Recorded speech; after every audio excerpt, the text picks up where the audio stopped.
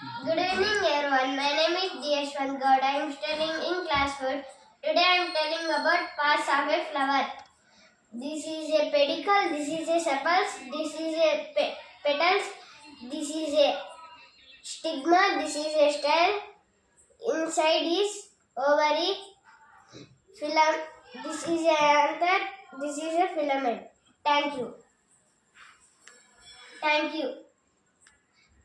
అందరికీ శుభ సాయంత్రం. నా పేరు యశ్వంత్. నేను 4వ తరగతి చదువుతున్నాను. ఈరోజు నేను 2 పద్యాలు చెప్పబోతున్నాను. 1వ పద్యం.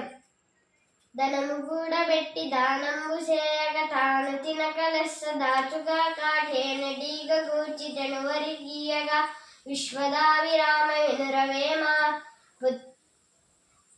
భావం.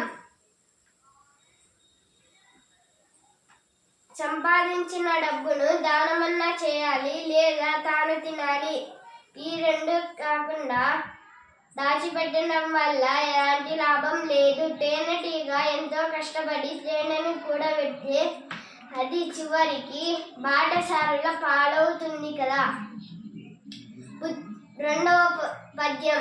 పుత్రోత్సాహము. తండ్రికి పుత్రుడు జన్మించినప్పుడే పుట్టదు జనుల పుత్రుని కనుకొని పొగడక పుత్రోత్సాహము నాడు పొందుర సుమతి.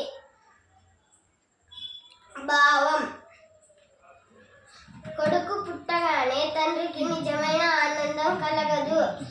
ప్రజలందరూ కొడుకు గొప్పతనం చూసి